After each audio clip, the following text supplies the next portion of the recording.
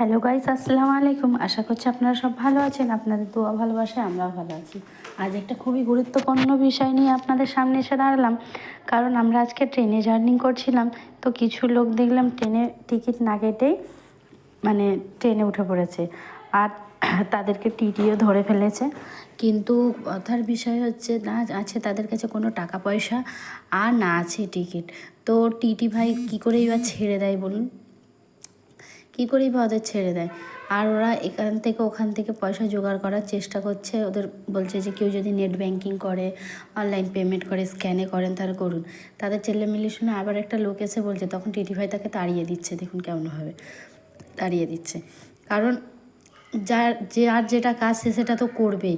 তারা তো জানে যে কোন কাজটা কীভাবে করলে কী হবে না হবে। তারা তো জানে, তাদের কাজটাই এটা। টিটি ভাইয়ের দোষ নেই, দোষ হচ্ছে যে এই লোকটার। যারা 4-5 জন ছিল ঠিকই, কিন্তু একজনও টিকিট কাটেনি। এবার তাদের ধরেও ফেলেছে। এবার তারা কাকুতি মিনতি অনেক করছে যে আমাদের ছেড়ে দিন, আমরা পরের স্টেশনে নেমে যাব, কিংবা কিছু কম পয়সা দিন। তারাও তো এক একজনের মাথা পিছু 300 টাকা করে চাইছে। এটা ছিল ওদের 4-5 জন, ওদের কাছে অ্যারেঞ্জ হচ্ছে না টাকাগুলো। এবারে টিটি যখন সহ্য সীমা ছাড়িয়ে যাচ্ছে, তখন টিটু কী করেছে, আরও 4-5টা টিটিকে ডেকেছে। দেখুন এক্ষুনি আসবে।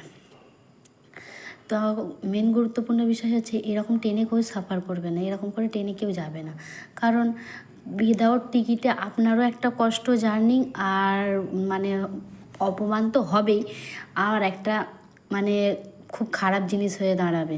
আর টিটিরা তো তার কাজ করবে, তারা মুখ দেখেই ধরে ফেলবে যে কে বিনা টিকিটে যাচ্ছে।